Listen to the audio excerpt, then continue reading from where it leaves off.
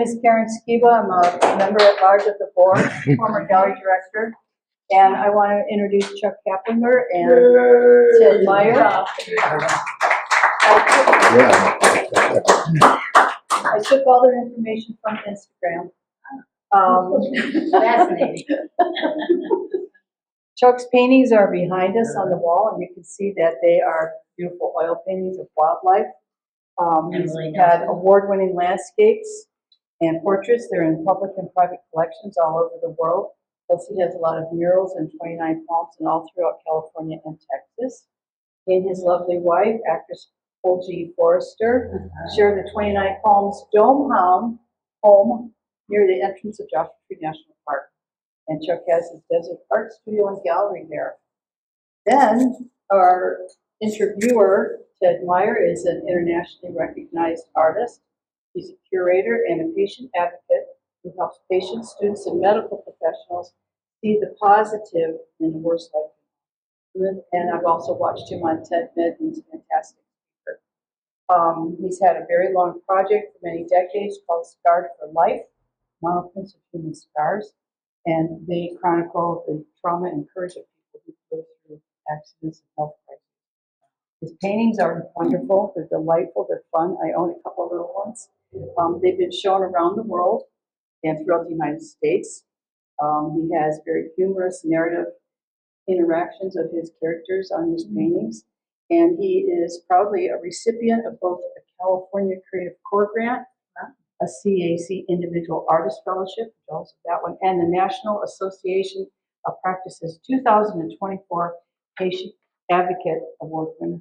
That's me. Welcome. Thank you for coming. Ted.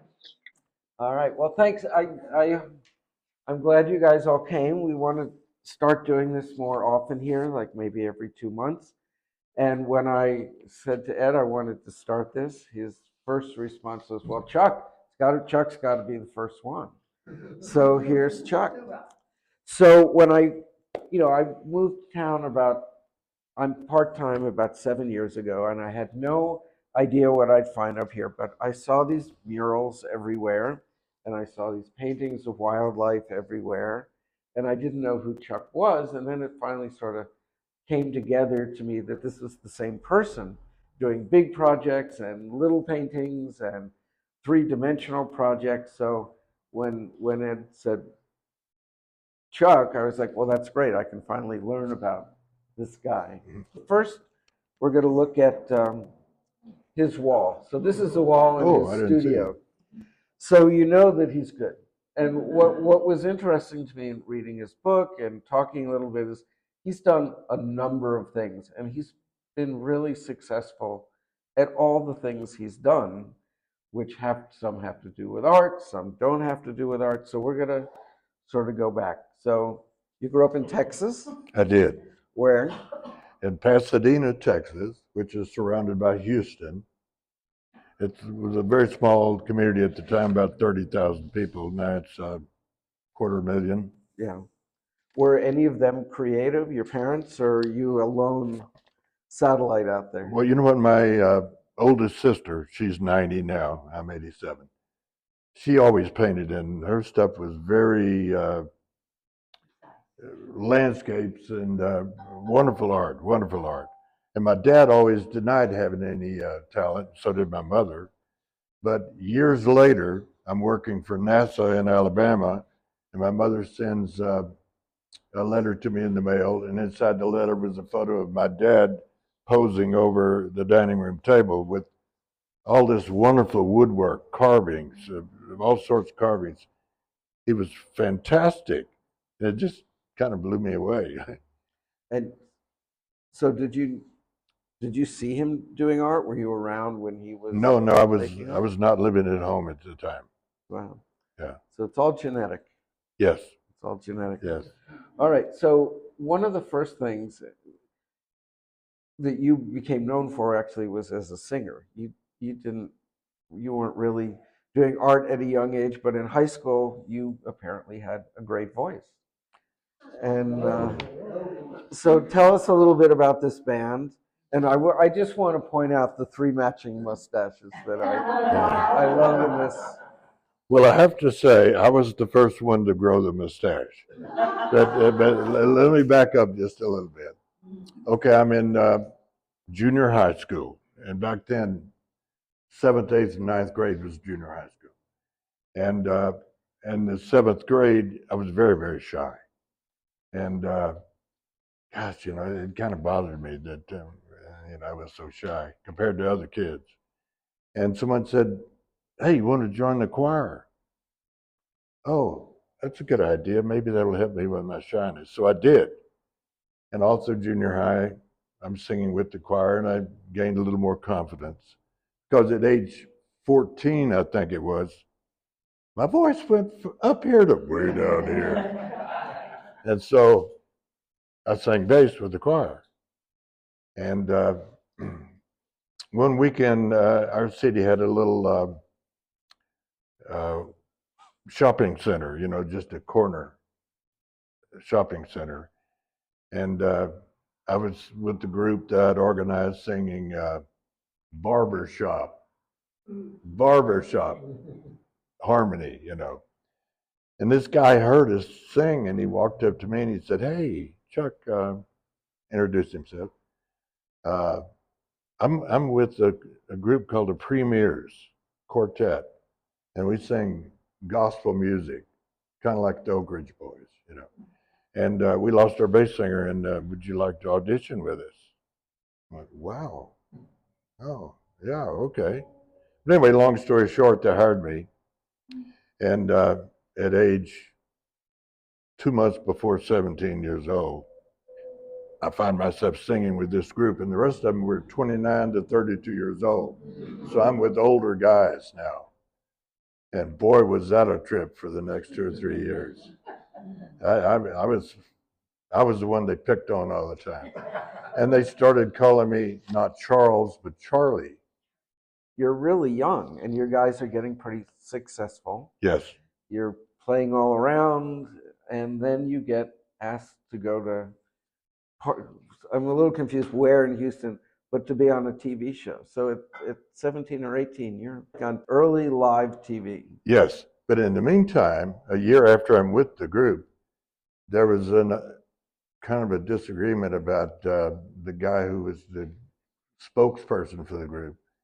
He had zero personality. So all the guys one at a time tried out in concert who would best do the job. And finally, when it came to me, I said, "Oh, no. But they talked me into it.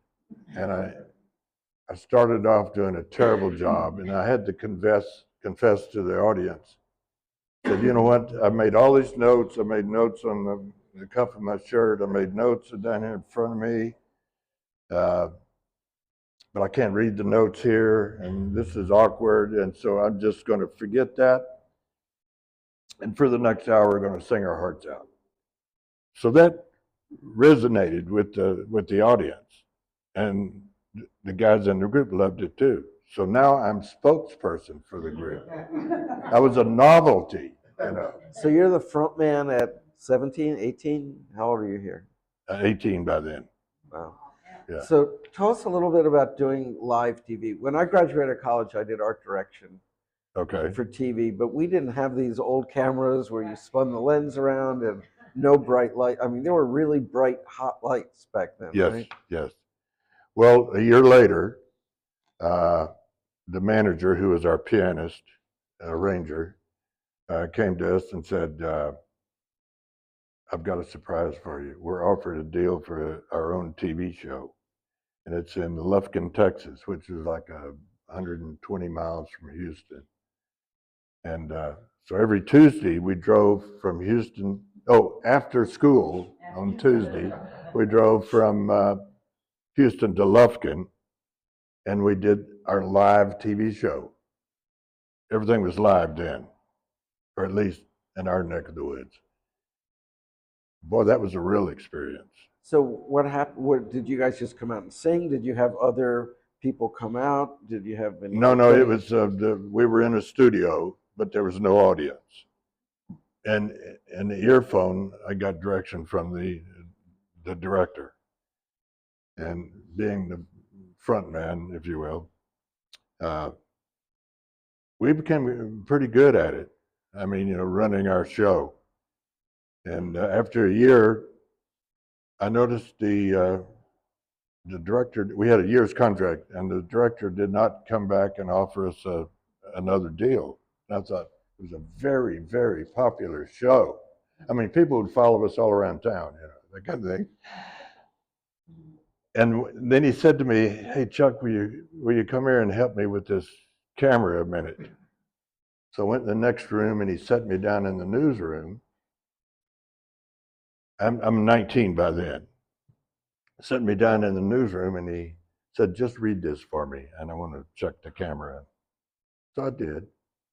And he said, "Yeah, that sounded great."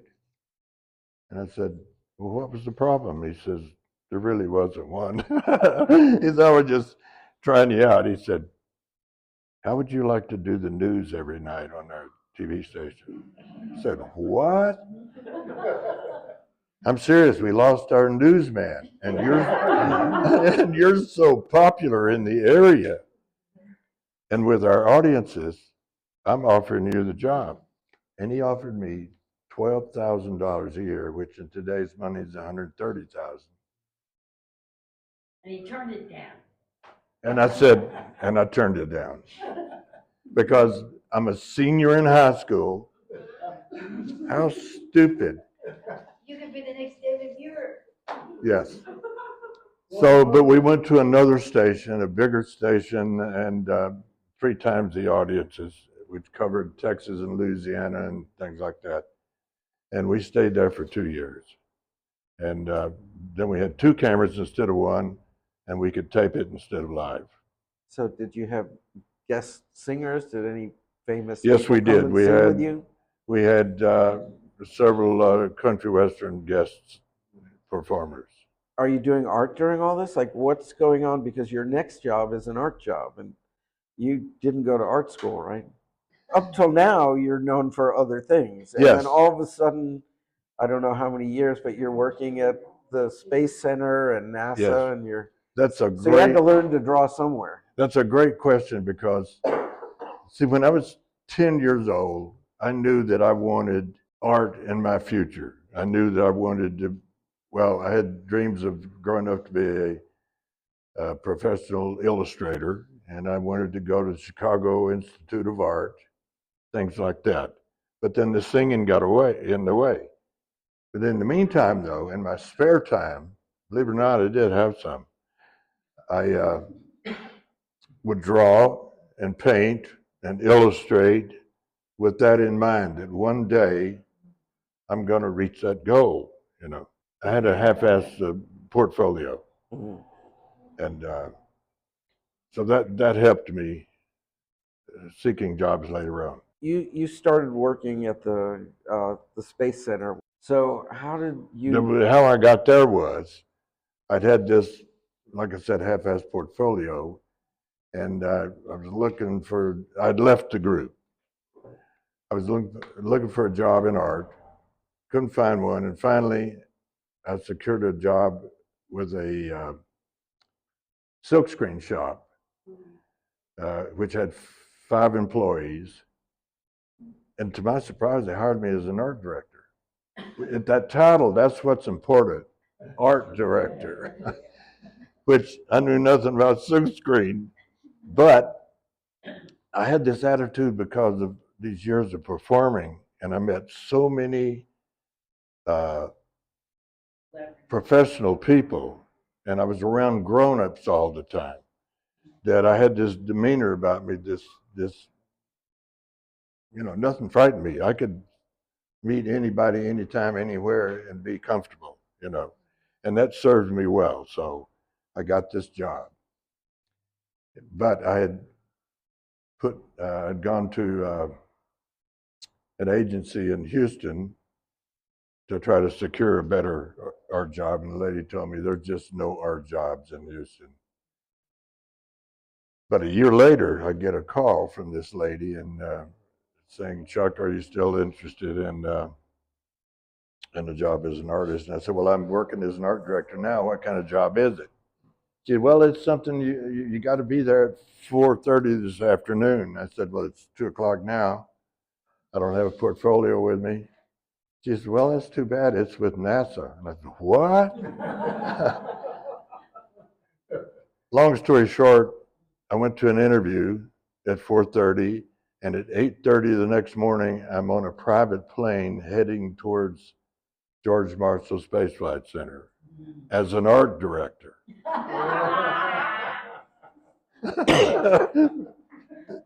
It's crazy. And you're how old here? Now, I'm early 20s. Wow. Early Amazing. 20s. So were you back here? So these illustrations, are they acrylic or gouache? What are you working on? Gouache. Gouache. Well, opaque watercolor. Yeah.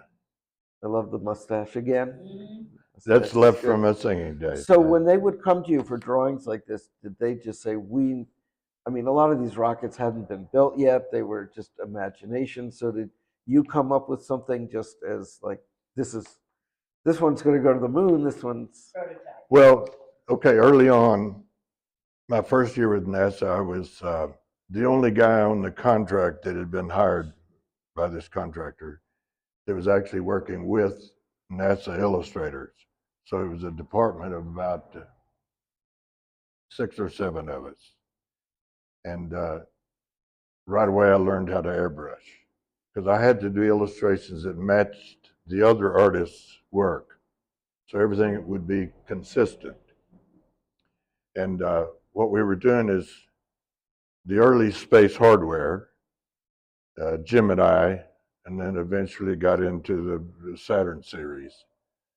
But a year later, the contractor I was with lost the contract to RCA Service Company. And RCA looked over everything and gave me my own department. So I selected 5 or 6 guys to work with me, really, really good illustrators. And that's when things really started happening, the serious hardware. Now we're in the Saturn series and we're going to the moon and back. And we had to illustrate that. A few months later, or 6 months later, we had to illustrate it again because the hardware is updated. All of this was we were working for, and the work was sent to Dr. Werner von Braun's lab. We're essentially working for him. So you're drawing like this picture is sort of external, but you're painting the internal parts of the rocket, the machinery of it. Yes and no. For instance, this particular illustration was a Mars probe, which had nothing to do with going to the moon and back. But NASA was looking that far ahead. And this is part of a series of circling the moon with the hardware, which is, of course, out of scale. Mm-hmm. Truth of the job is like dying and going to heaven. I mean, it was that exciting. I was working with scientists and engineers every day, and I didn't understand anything they were talking about, but that didn't matter. So were the other people under you, were they trained? Like, had they gone to work for commercial art back then, they used to call it? They were, yes, most of them had a degree in art. How long were you there? And then when did you leave? 5 years. I was there 5 years. Right. So I was 61 through 65. Wow. Early space race days. What's so amazing reading your book is like the number of people you just ran into who saw something you did and went, I'm going to give you a job, or you'd be good at this. Like that never happens to anybody, but it happened to you over and over and over and over. Again, all right. So you met a guy.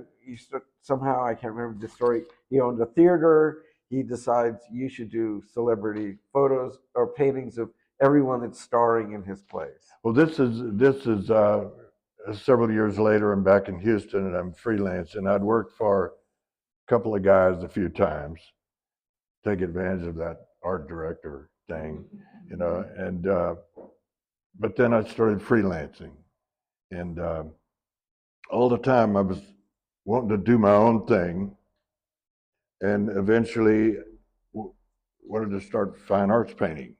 that was one of my goals at that time, is get away from all this hustle bustle of, I'll give you an example. I'd be with a guy with a company, I forget what they call them, in charge of promotions and illustrations and stuff. PR. He'd give me a job, and I'd give him a price and say, yeah, okay, that's fine. So maybe it was $800, $1,200 or whatever. He said, but I need it on my desk at 9 in the morning. Wait a minute, I got to stay up all night long to illustrate this. If you can't do it, I know someone that can. So I got tired of that kind of attitude, and I was looking towards, I want to work for myself and eventually get into fine arts. And so now I'm freelancing. And I had done a series of paintings of, I called them Hollywood faces. And I was doing them all in brown tones. I had come up with this technique of painting that I could do a painting in an hour and a half. And it looked like a brown tone photograph because of the technique. And the guy said, he saw a show that I put together, and he said, Chuck, man, I really love your stuff. I'm going to make you a deal here. Well, what's that? And he said, I'm in charge of publicity for the, what was it? A big venue in Houston Music Theater, and Windmill Dinner Theater. And when stars come into Houston to do performances and to do plays, I'm doing all the publicity.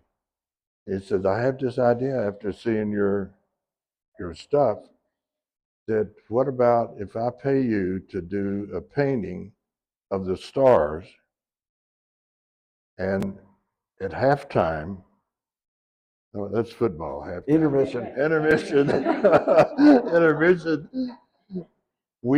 you present the painting to the star. In other words, it'll be sitting on an easel covered, and then at intermission, you guys will pose in front of it, and we unveil it, and everybody claps, and the next morning it's in the newspaper with your picture with the star, and it'd be great publicity.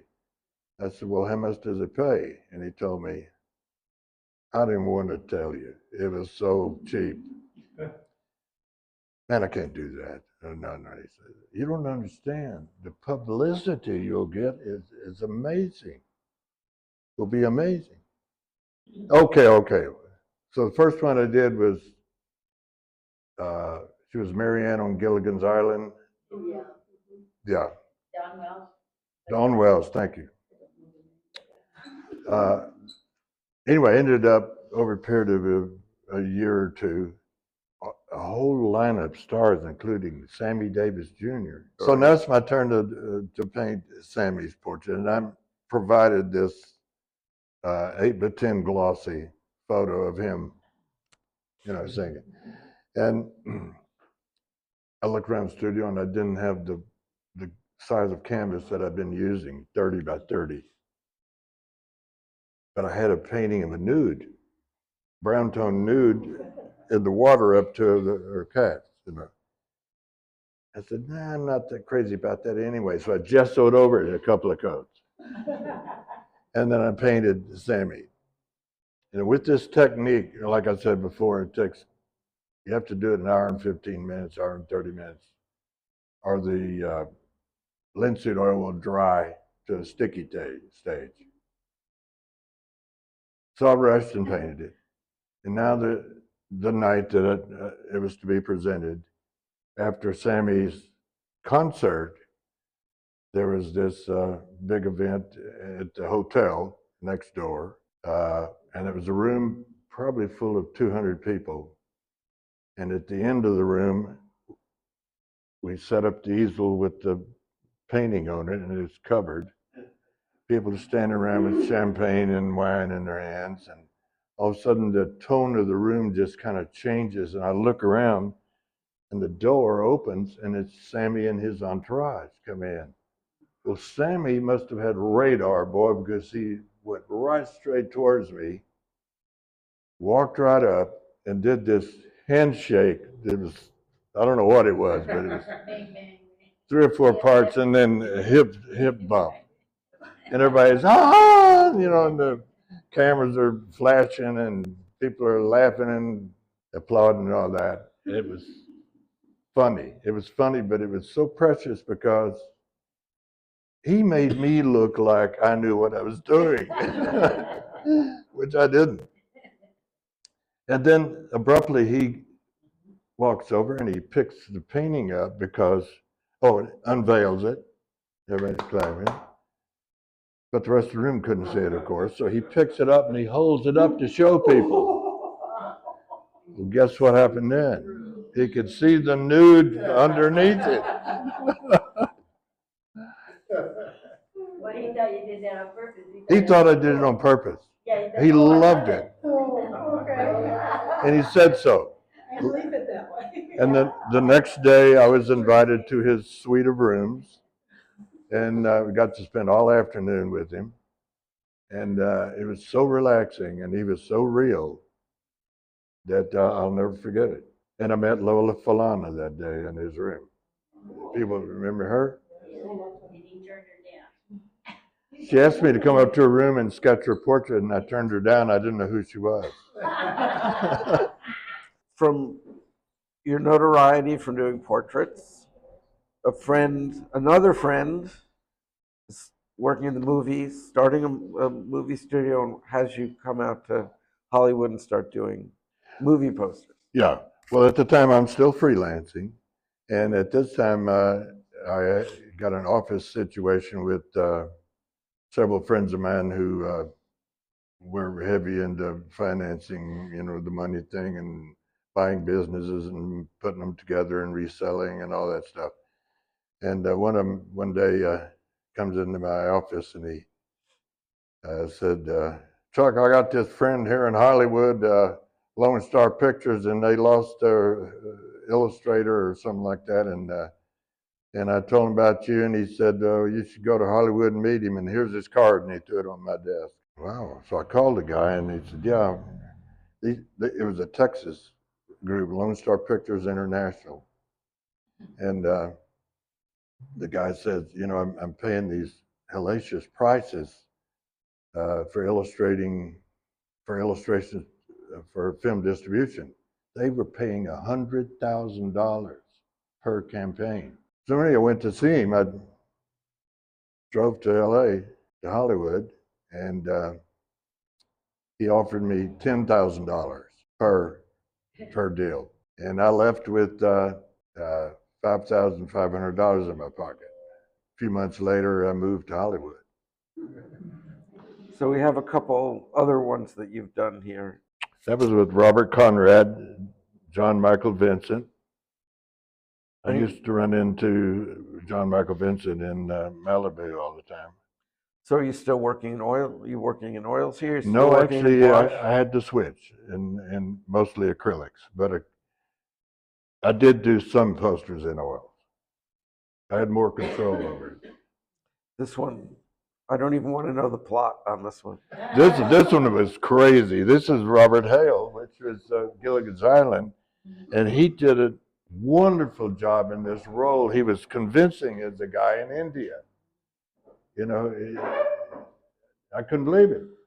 And that's when I realized he's really a pretty darn good actor. Well, it's good because it's a laugh riot, says it right there. Yeah. Was this one of your first murals? Well, I did murals when I was a teenager at home, but yes, professionally, that's just my first. And I did it for myself. There's a good story behind this, but I have to interject something between what we were talking about and this.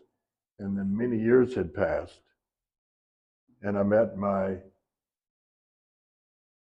wonderful Hoagie in Hollywood, and realized after living together 4 years, we're soulmates. But during this 4 years, I painted this. But I painted it for myself, and I had looked at a lot of books with lots of photos about Marilyn.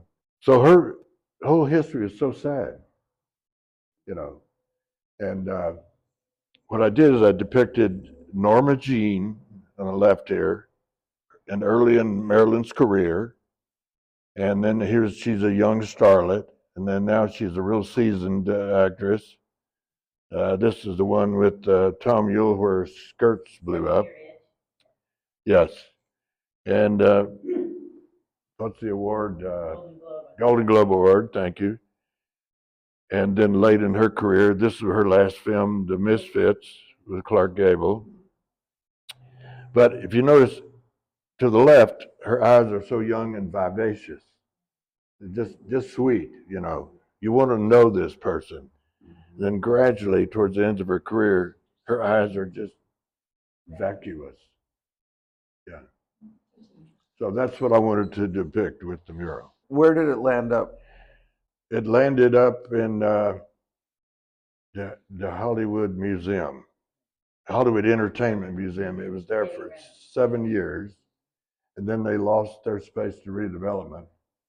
They called me one day and said, "Hey, Chuck, we lost our space and we don't know when and where we're going to find another one.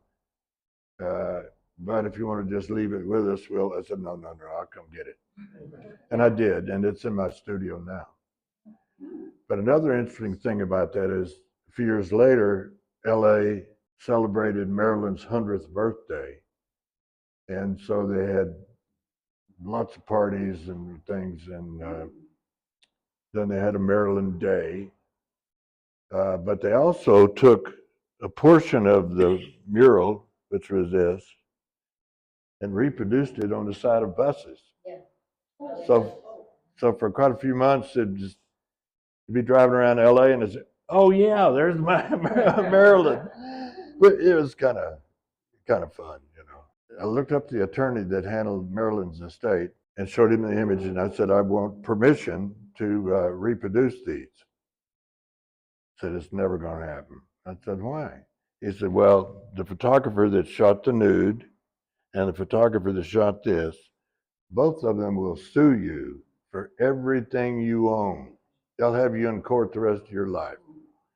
Okay, I won't do it. An hour later, I get a call. I'm back in my studio from a guy.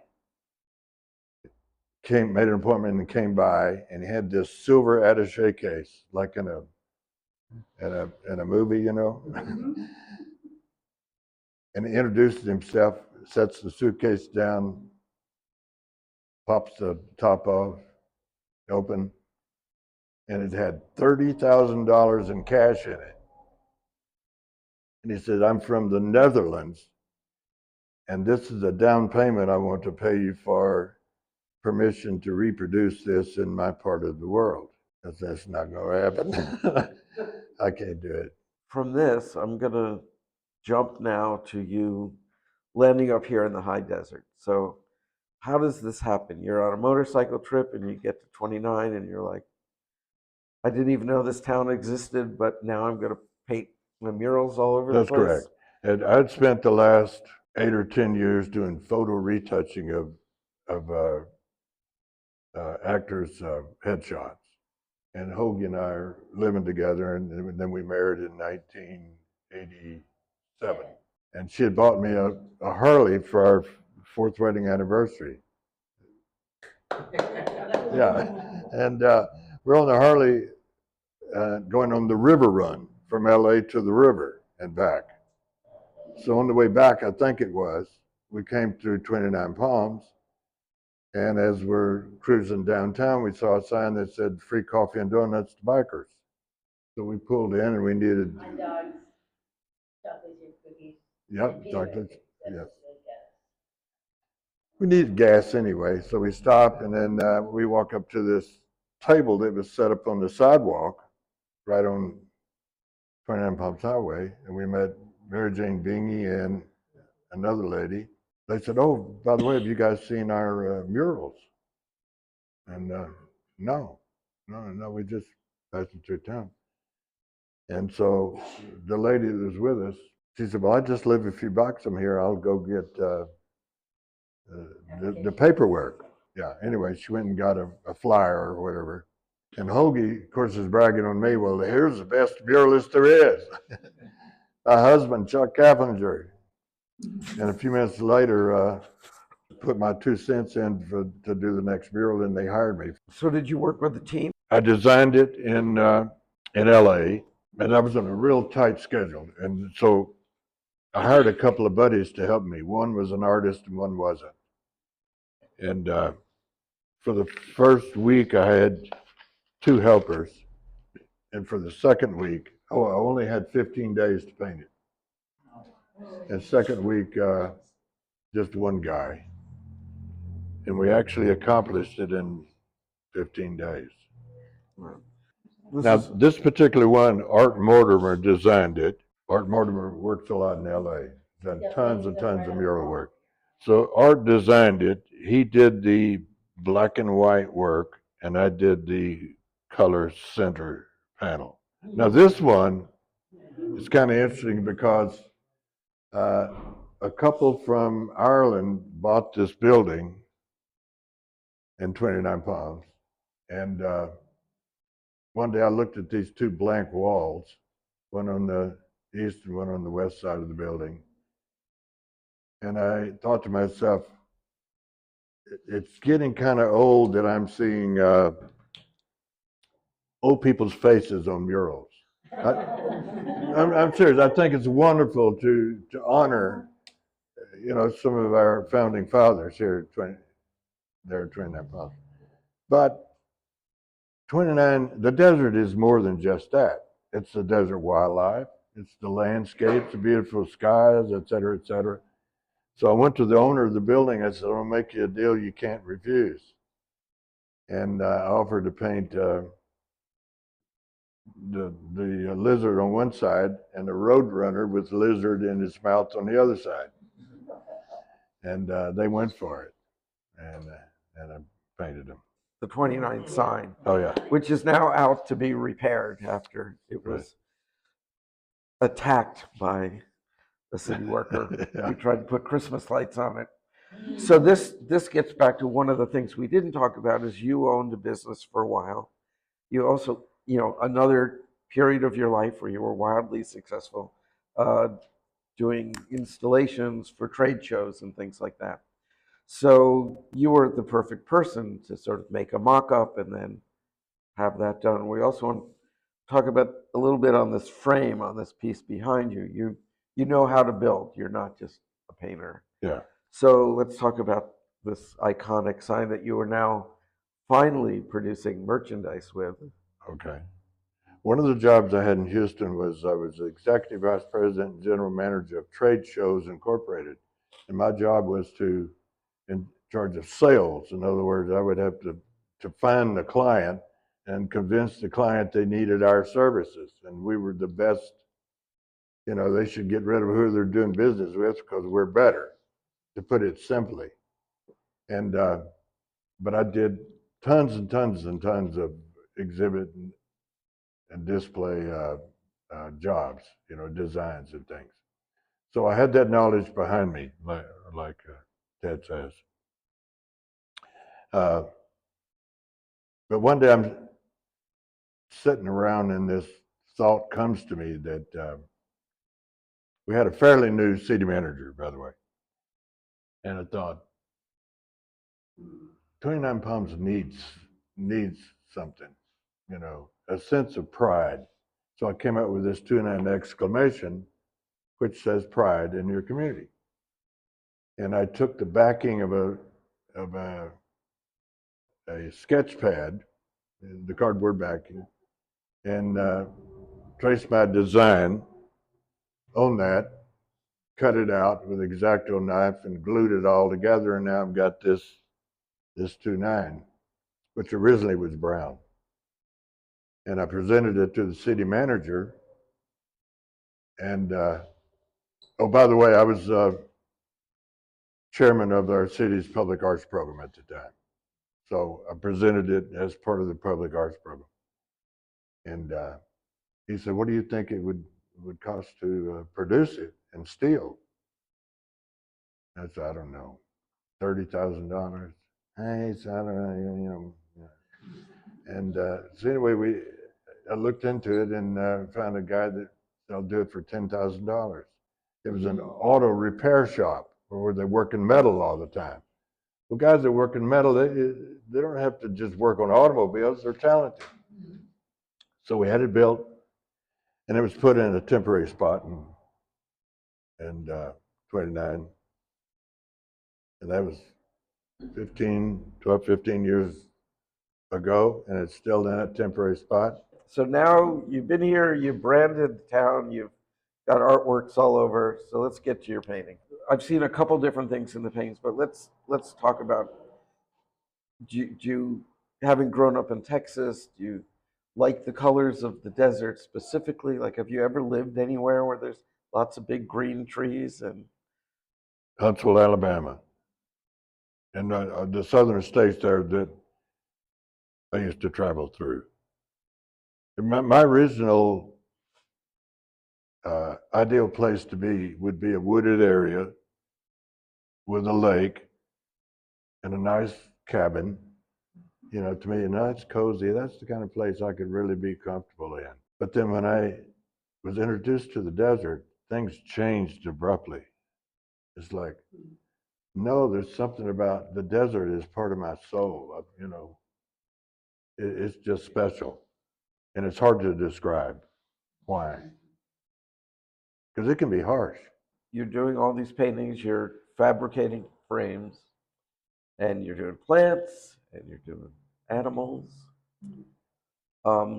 Let's talk about this one. You can look at it here, and then this one. You do some with sort of an abstract color in the background, not a real color, but then you also do a lot of very realistic stuff. So, are some from photos, some from thoughts? How do you approach the two different ones? Most of my work is from photo reference. Because I can look at a photo, and like you showed with the red background, I can make that be anything my mind wants it to be.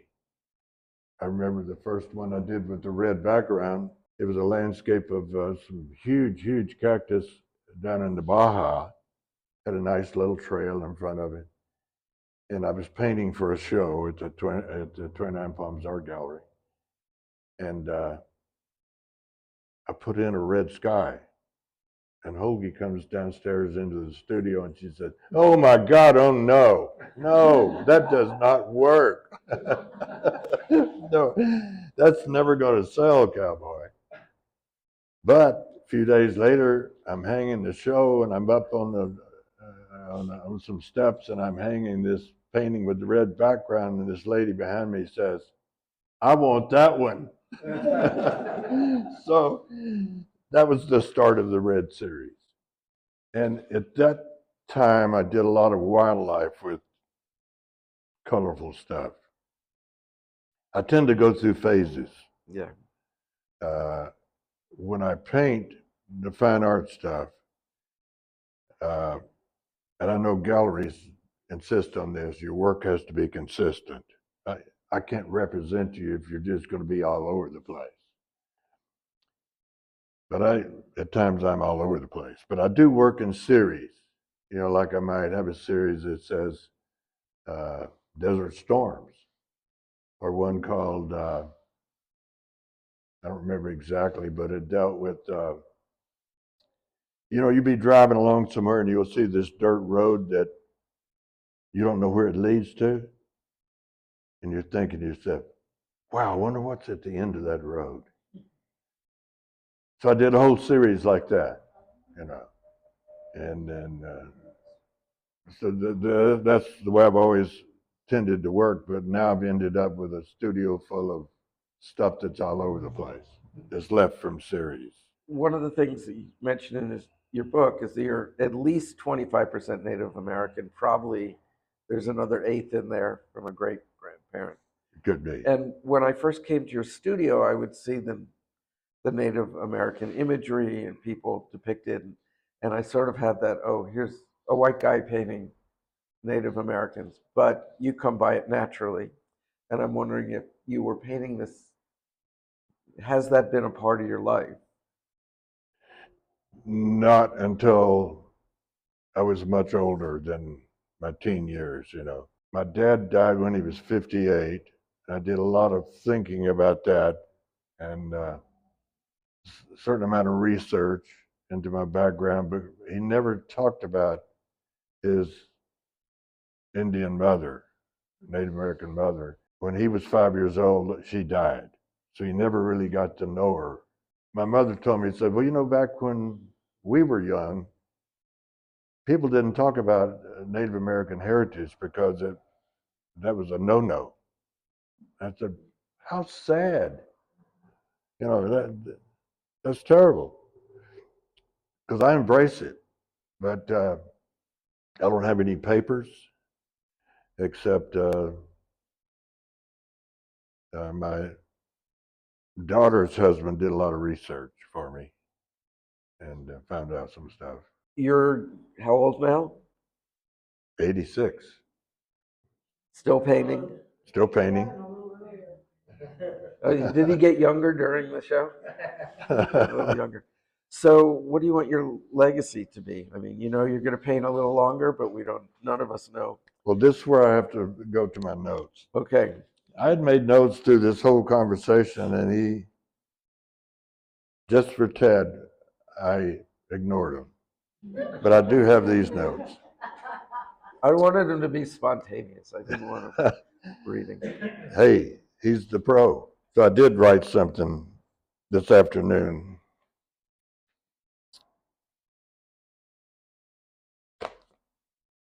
When it comes to legacy, that's kind of hard to, or I found it hard to put into words, but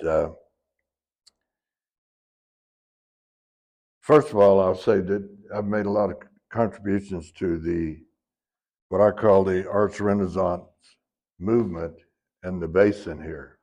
The Arts Renaissance that's my own words. For instance, I chaired the Global Mural Conference in 2000 for Action Council in Twentynine Palms, the mural people.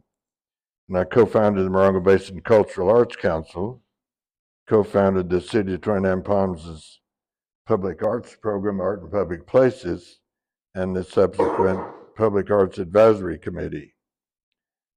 And then I was 12 years on the Planning Commission because I thought, well, if I'm on the Planning Commission, it's easier to see and maybe have an influence on some of the arts movement, at least to understand how the city treats it.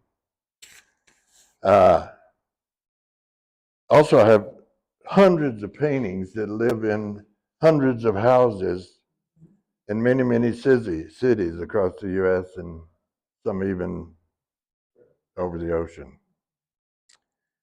But these paintings are like family members or old friends to the people that own them. And that's true of all the artists' works. The paintings are there on their walls to either excite them or comfort them, you know. In a way, it's kind of like furniture, but maybe a step up from furniture, I'd like to think. So several years ago, I sold 2 paintings to a lady from Milwaukee or somewhere like that. And it was at the Twentynine Palms Art Gallery, and she came to the show and walked up to me and said, Chuck, I want to buy this one and this one. And they were $2,000 each. And I thought, wow, great, yeah, good. So she did. She bought those, plus a smaller piece.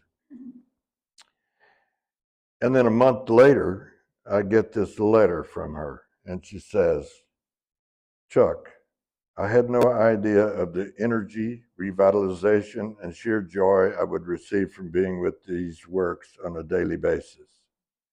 Being in their presence brings me to a magical place every time. And she went on to explain that every morning she would come downstairs from the bedroom into the kitchen to make coffee and breakfast. And on the way down, she would pass these 2 paintings, and that would cheer her up. That's the legacy I want. That's great. Thank you. So I have one more question. Having been an illustrator and a fine art painter, there's a lot of discussion in the art world, but illustration is one thing. Fine art is another thing. I'm someone like you who's done both. I used to do a lot of commercial illustration. I would approach him almost the same way, with the same style. But I got really yelled at by a curator in LA once. Said, if you're an illustrator and you're a painter, you obviously can't do either one well. So I just wondered what you had to say about this. Like, do you approach your commercial work differently than your fine art? Is it all the same, different materials? Do you view one as less important than the other? Oh, no, it's not less important. No, no. They're both equally important. And for someone to say what they did to you, that's ignorant. I'm sorry.